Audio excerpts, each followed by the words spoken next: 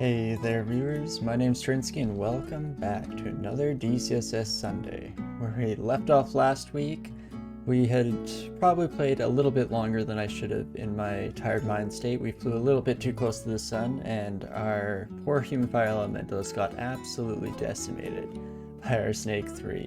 Mostly due to my own mistakes, of course, but this is just the way the things go in this game, of course, and so we try and learn from our mistakes and roll all of that onwards into the next try here. And hopefully we can see slightly better luck in human number 2 here.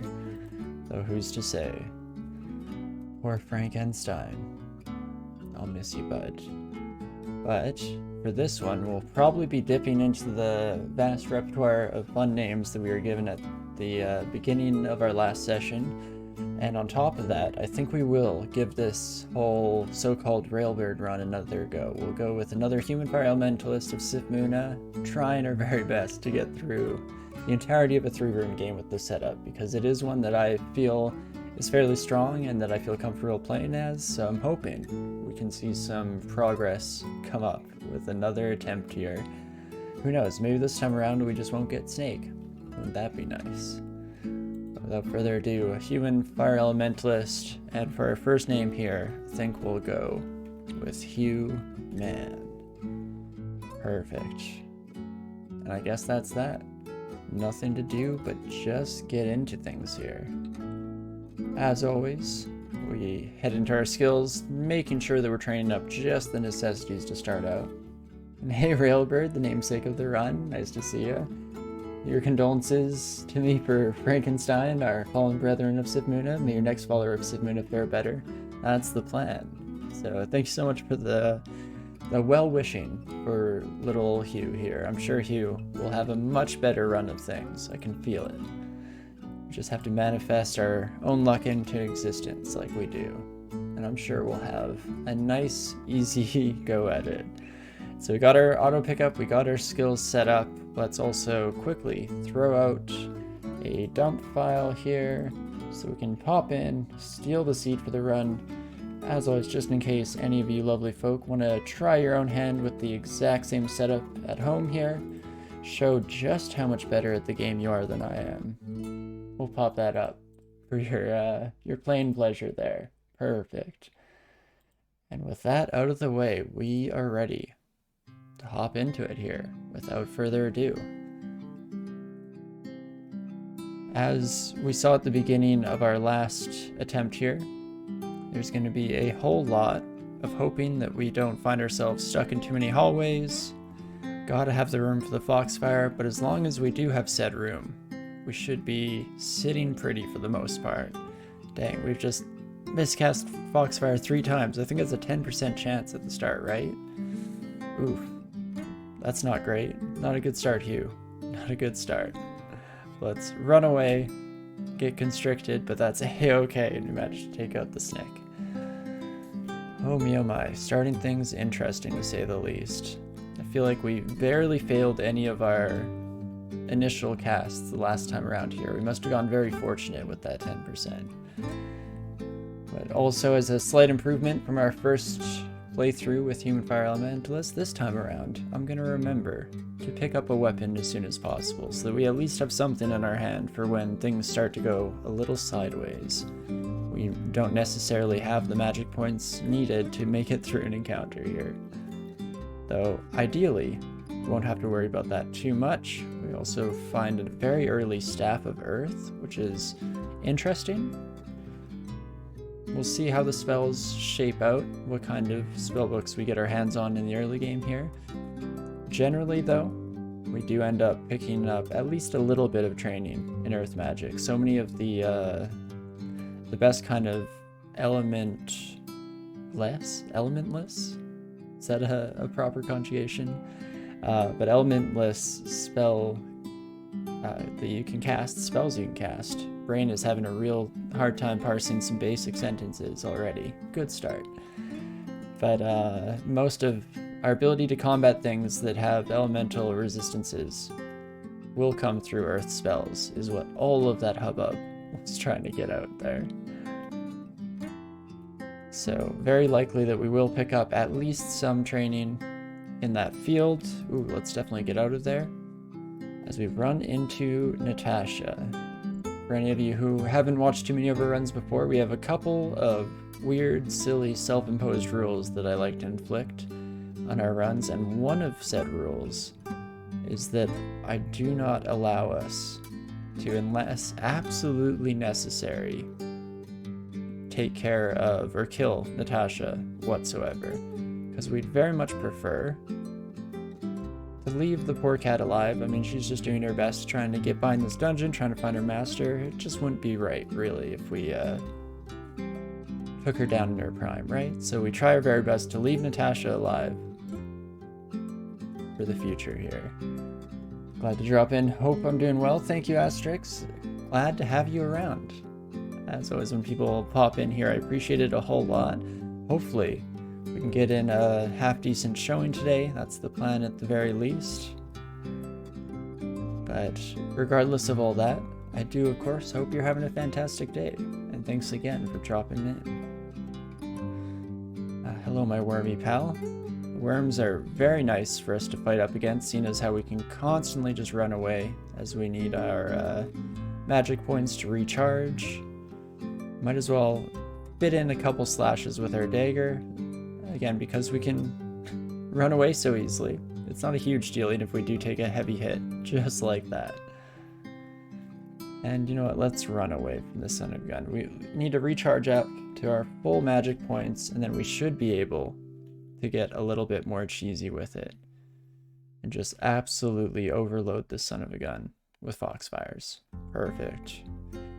As we saw at the beginning of our previous attempt with this combo, the Foxfire spell is exceptionally powerful, can output a hell of a lot of damage. As long as you have the magic points necessary to just keep slinging it and keep filling an entire room full of your little flame buddies, then you can definitely deal with the majority of early threats in the game with relative ease. So that's always nice, and hopefully you can take full advantage of this, or of that fact this time around as well. We run into a staff of poison. That's something that we didn't really find ourselves coming across too often in our previous run through, were poison spells, which is slightly too bad because until we have something like Ignition, the later game fire spell online, it can be exceptionally useful to have a bit of an earlier AoE spell, something like Ugleb's Toxic Radiation. Can do absolute wonders. As we run across two adders, we're already very poisoned. I mean, one thing I should have probably done was switch over to my poison staff. That'll at least give us resistance to any further poison attempts here. And hopefully we can output enough damage to get by here. Wow, we did get more poisoned even through our resistance. Come on, game. Oh, we're trying our best here. Don't do this to me. Well, well, well. What a tough situation we find ourselves in early. I should have probably paid a bit more attention to when we found that first adder, made sure that we grabbed their attention and then just ran the heck out of there, hightailed it the other direction so that we only had to face them and could heal up from our attempt. We do have some potions here, so it's relatively likely that we have heal wounds, curing, some combination of the two, some way to survive getting through this. But first, we have to not die in the meantime. The wielder is skilled in invocations and poison magic. They can envenom those struck by it with the quarterstaff here. Unfortunately, don't have training in either of those. Well, well, well. What do we wish to do here? Up to 5 damage and up to 3, I believe, on the frilled lizard. We were just talking about, during the last run, about if I've ever died to a frilled lizard. Hey, who knows, maybe this will be my time to shine in that regard. But ideally, we're able to take them both out, not too bad. Still going down into the red health, of course, but that is a-okay. You know what, for the time being, I'm just going to hold on to this staff. It's not going to do much for us in the majority of fights here, but if it helps us get through another poison monster, then it's definitely done its work, worth its weight in gold. We'll be very happy to see that. Hey Natasha, what are we gonna do with you? Do I risk just heading down here?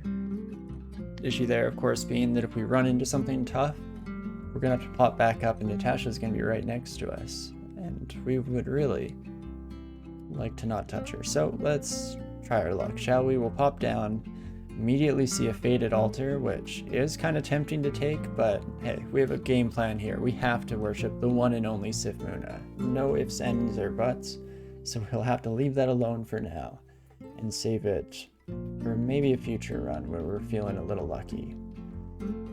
We take a look at Gius Inel's collected works on transmigration and stones, which does have Iron Shot and Lahudib's Crystal Sphere in it. Getting a nice early spell shop could be really handy for us, but on top of that, or on the other side of that really, of course Sifmuna will be gifting us a whole bunch of books, and so might waste some money that could otherwise have been saved for some useful consumables, something like that along the way. Regardless, it's nice to usually mark down a few of these for potential return in the future. There and back book. Very cute. Just do it, what could possibly go wrong? Nothing at all. As long as we believe hard enough, we never didn't have it, of course. Ooh, Ignite Poison is in a book here. Bolt of Magma as well. We were trying to give in a good showing with Bolt of Magma last time around, giving it a nice send-off before it gets removed in the later editions of the game here. But regardless, we'll mark that book because Ignite Poison very much interests me. Last thing it would be nice to find here is something like Ogleb's Toxic Radiation, as we were mentioning earlier.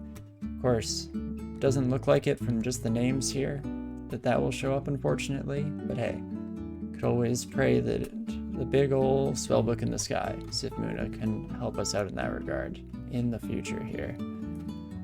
So we will just continue making our way along, making our way downtown. And perfect. Besides those early adders, of course, we're having a relatively straightforward go at the dungeon this time around, already down to D3 without too much to be sad about here or worried about whatsoever, really. Okay, sir, please stop. Come this way. Perfect. There we go. Don't want to find a maze of bushes when you're dealing with monsters in the early dungeon here. Not exactly conducive to our own play. Oh, and I put myself in a dead end. That is quite bad. Definitely want to move up here, so we've stuffed out our Foxfire. We also put ourselves in danger of a free hit there, but I think it's worth it just to keep this space open because we need to be able to summon in a Foxfire to assist us in the fight here. Perfect. So we managed to sidestep our own mistakes. Always nice early on here. Makes it a bit easier to learn from your mistakes when they're not completely lethal, of course. I guess that's probably a bit more of an obvious statement than I intended it to be, but hey, doesn't make it any less true. Now, we'll, I think, try out one cast there. We're starting to take some nasty hits from that orc, but we're definitely not within one hit lethal range, and so we were able to afford at least attempting using the last magic points at our disposal to get through that encounter in one piece. And just about done with D3 here. One thing I am going to be holding out for and crossing my fingers about is to hopefully find an entrance to the Ecumenical Temple a little bit earlier this time around. It wasn't until I think all the way down to the 7th floor, the last floor it even has a chance to show up, that we managed to find one last attempt here. So it would be nice to start gaining piety just a smidge earlier. Of course, even better than that would be to run into a Sifmuna altar just instantaneously here. Wouldn't that be pretty swell? But regardless, one can only hope and be happy with whatever the game dishes out to us. Early Necrophage. I'm pretty sure we can take you.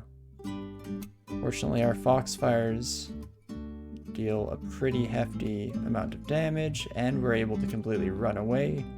As soon as things start to look a bit dire, maybe occasionally throwing in a cast that of course fails, because whenever you're truly in danger is when it's most appropriate for your spells to fail. There we go. Taking out an early necrophage, always spectacular. They have relatively high hit dice for how simple of a fight they are, and so you manage to gain a whole lot of experience with relatively low risk. I mean, it's always a little sketchy, you never know how the dice rolls are gonna go, but still not too shabby, all things considered. And this is a perfect environment for us, lots of water hanging around, so we were able to get some extra steam damage in. Absolutely lovely. And now we're at a bit of a decision. Do I think I can take the bear? I knew it was probably going to go berserk right away here, but crossed our fingers hoping that those foxfires rather, not the browser, the spell, would do enough damage, and they did indeed. And hey, would you look at that, D4 Economical Temple, that is much better. Love to see it. Now let's just hope that Sifmuna shows up, because we do have a requirement on the run here. When you're in a path with a corner bend, it is often best to stand in the corner tile, allowing your foxfire to spawn and they'll head directly to the target.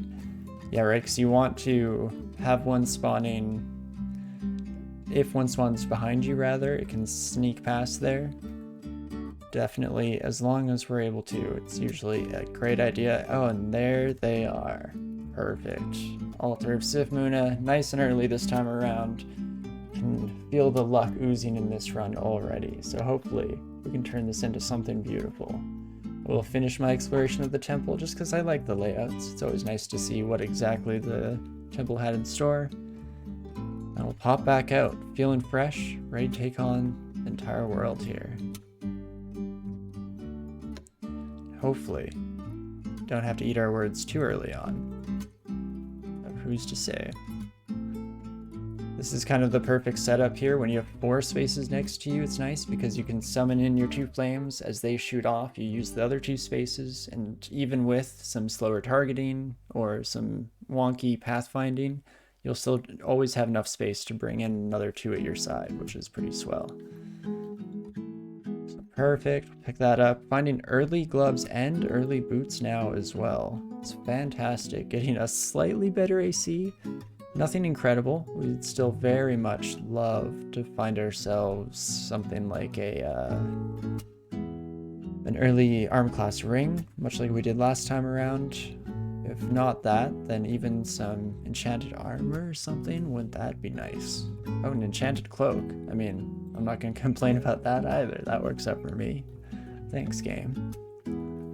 So we finish off exploring D4. Being up to AC of 7 is pretty great for a classical spellcaster early on here.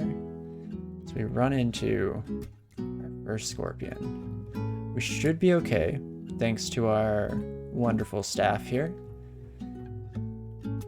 Still, potentially we take a decent amount of just sheer damage, of course, and there won't be any running away from this fight, so ideally, we're able to take them out just like that.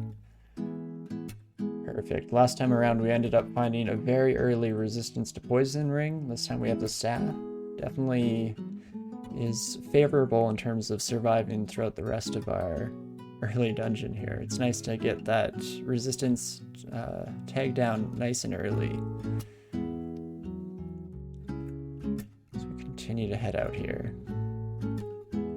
For Centaur, I think I can outdamage you. If not though, we just want to step up next to them at the last moment there, so even if we didn't get the kill, we would have been relatively safe. Fortunately, those dang old centaurs don't deal a whole lot of damage if they are next to you and can only kick instead of using their ranged weapons. But here's exactly the kind of situation that Railbird was talking about earlier. We want to be in this corner slot. Even being up here would be relatively okay. No matter what, we're just getting 1 flame hitting. But it's always important to have that adjacent space that has nice open movement available there so that you can bring in your lovely fiery friends. Perfect. We'll just keep heading down and down we go.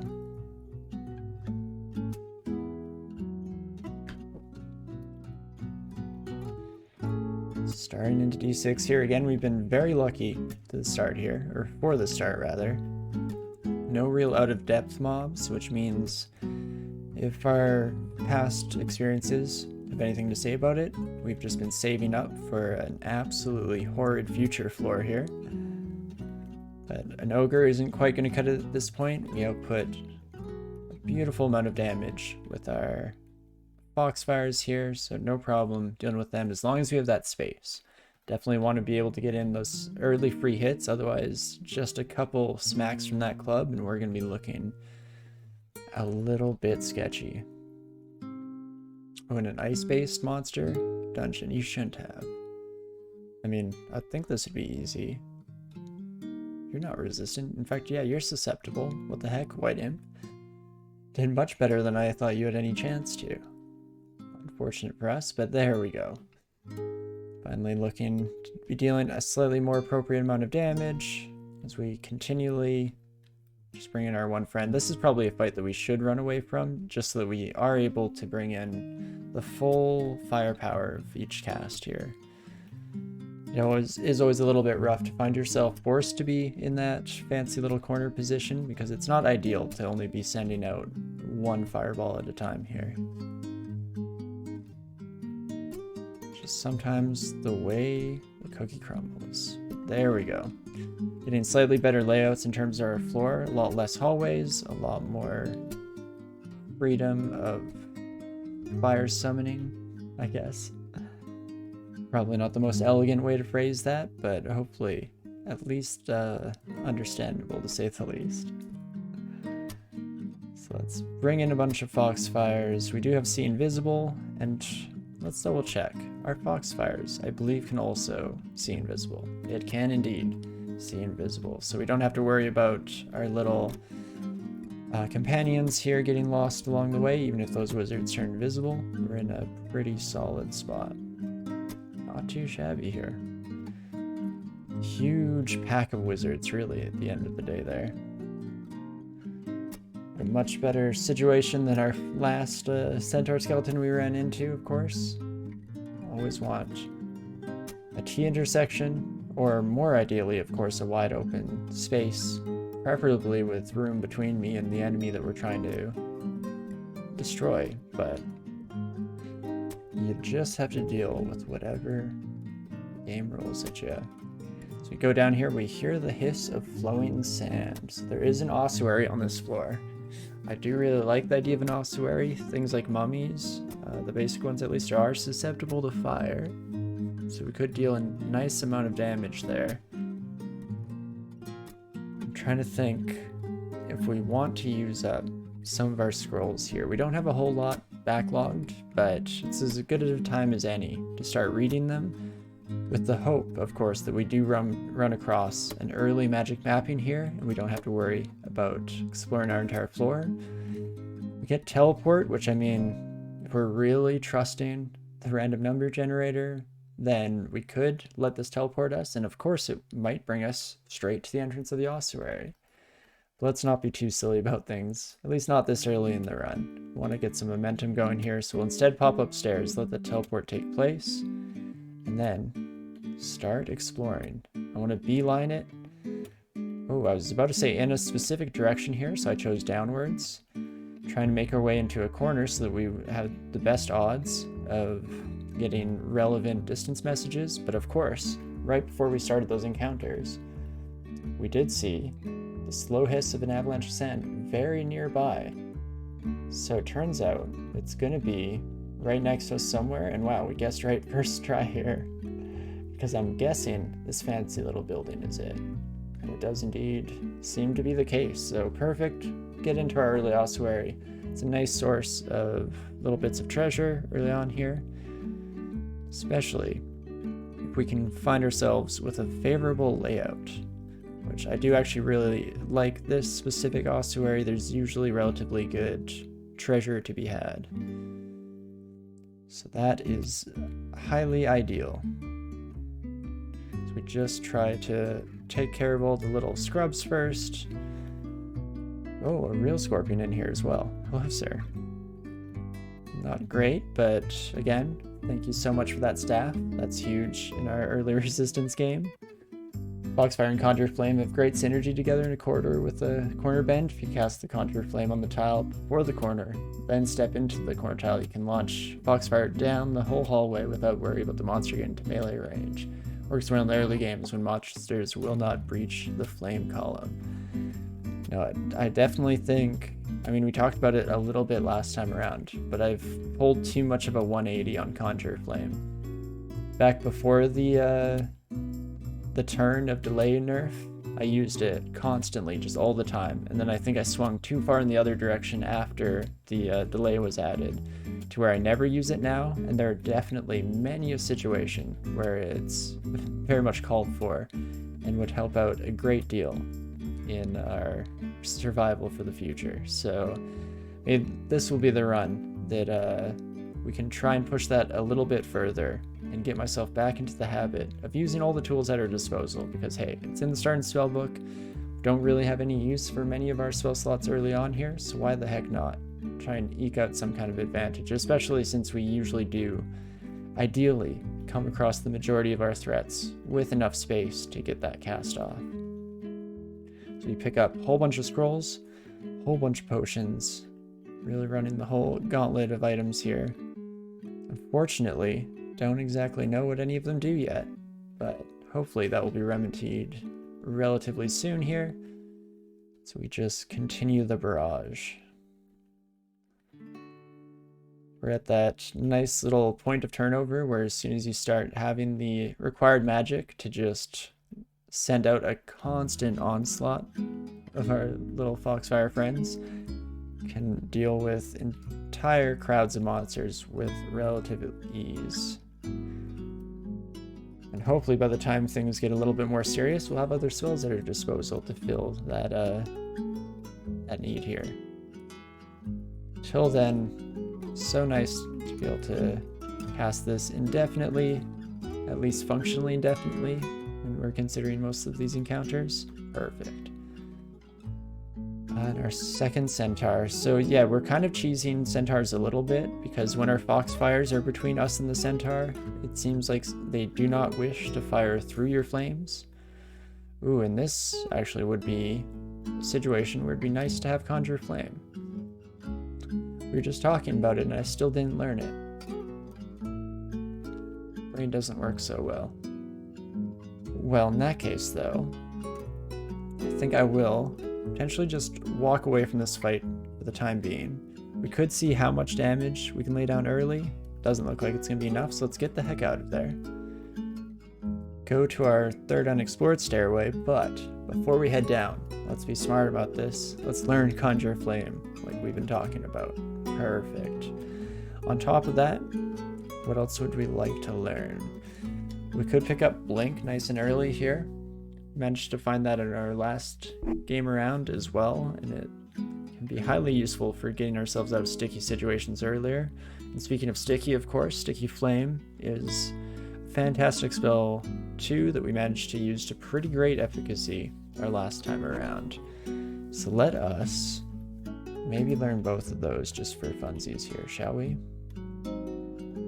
We have the spell levels for it, we might as well be a little bit safer. And now that we're looking pretty good in terms of our casting percentages, like maybe we'll keep training fire magic for a bit to try and get Fireball fully online and operational.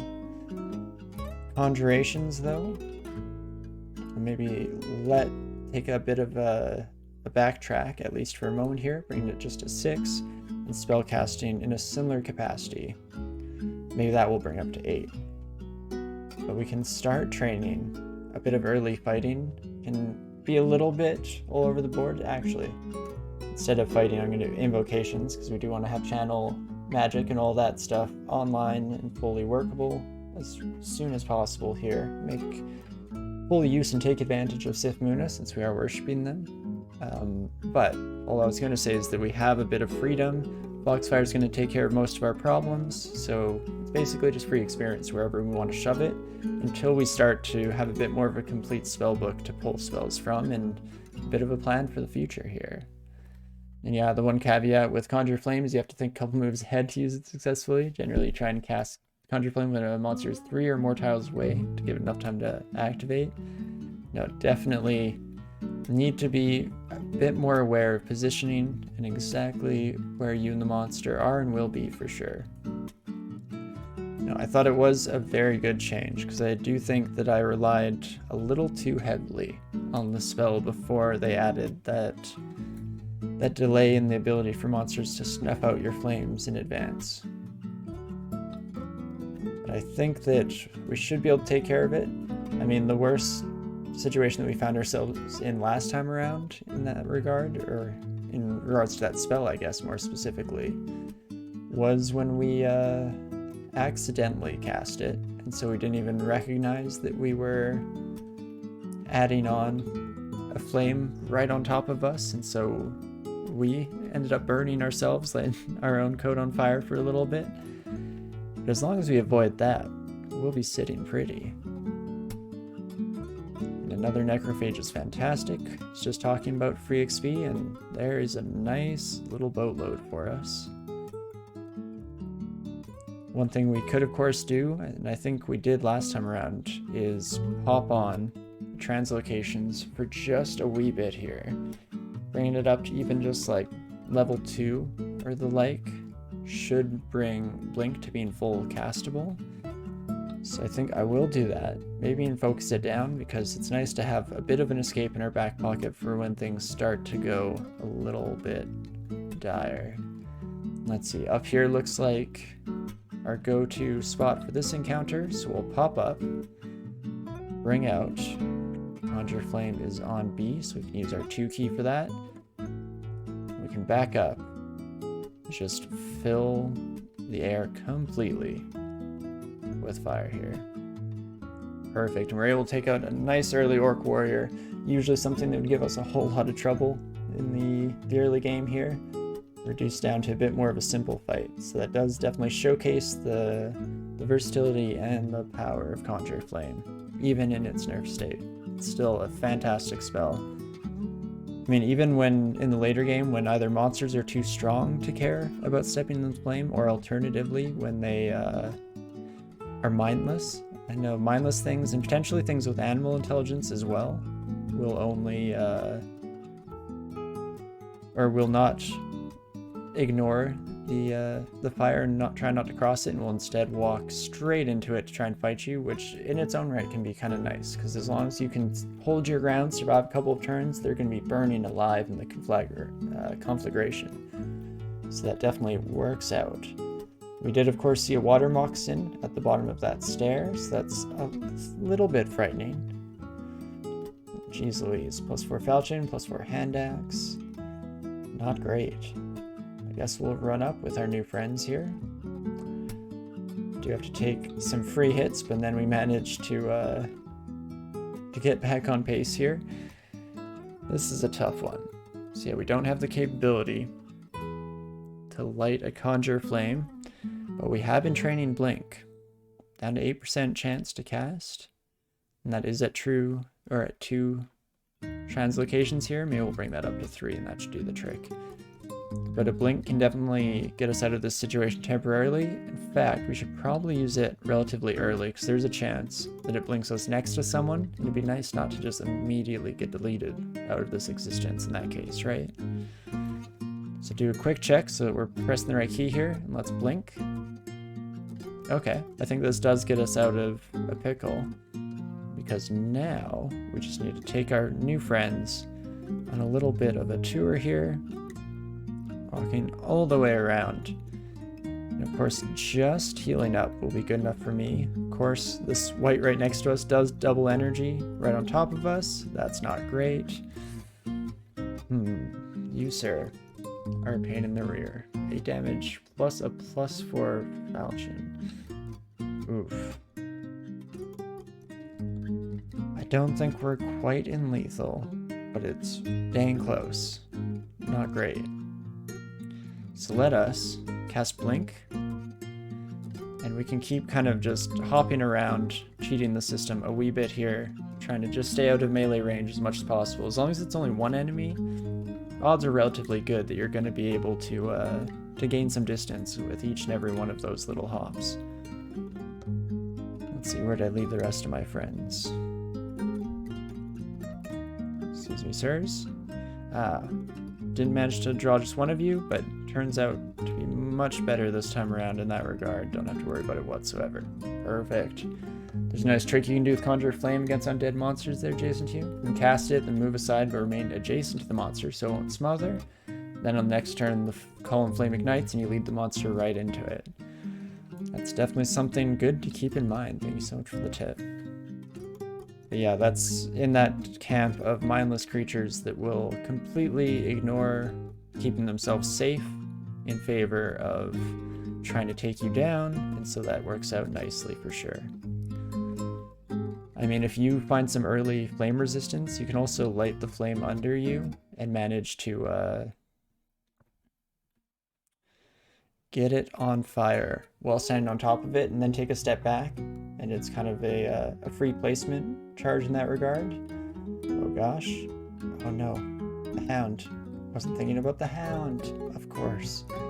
So, I was trying to bring everyone back, keeping them a bit closer than I should have, but hopefully trying to drop a Conjure Flame so we can take advantage of that. And as we can see here, unfortunately, we managed to mess ourselves up due to the speed of the hound. I mean, we do have one more turn, potentially, of having access to Pickle here, so I'm tempted to take our Wand of Flame, shoot it out this way. I mean, a 60% chance to hit you, not fantastic. Let's go for it. It'd be nice to take out Pickle. Dang, we don't manage to do so. That's a-okay. We can take all of our new pals here on a bit of a loop-de-loop, and then I think I will even risk letting Pickle come next to me and bring these both upstairs, because we should have the necessary firepower to take on both of these sons of guns, and we do indeed manage to. And then there's just that troll downstairs that will hopefully be able to engage from a different stairwell and take full advantage of conjuring a flame. Think I can make it here? Perfect. Conjure flame, light it up, back up ourselves, and still allow our foxfires to go through. The nice thing here is that we do have extra space between us, so even if that Conjure Flame expires, we still have another turn or two to do the same thing here. But man, this troll's not going down without a fight, eh? This is relatively rough. There we go, one flame wand later, managed to take them out. We'll switch out the leather armor we were carrying around with us for that regen troll leather. We did that last time around and never ended up taking advantage of it, but hey, maybe this time we won't find ourselves any exceptional armor and we'll instead just use that. Lightning is a little bit sketchy because we can't do the same trick that we saw against the early centaurs here. Foxfires will not get in the way of something that has full piercing like that, but as long as we can output enough damage, we should be able to take out these electric eels without too much trouble. At least the first two go down without too much of a fight. And hey, Star Polemic, how's it going? Nice to see you around again, of course. I hope you're having a great day. Welcome, welcome.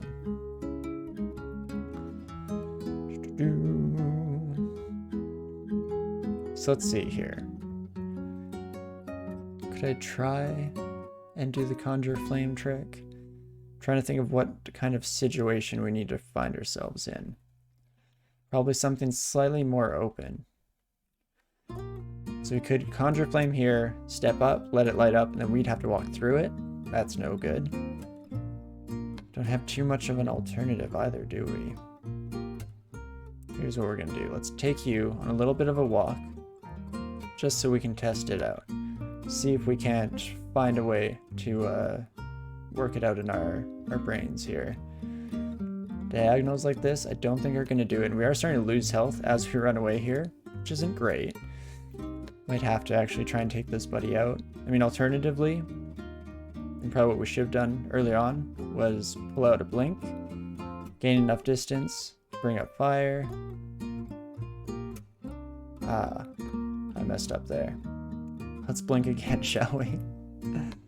Oh me, oh my. So, getting a little too tricky for our own britches here. Let's just focus, take this buddy out for now, and we can save it for the next undead that we go up against.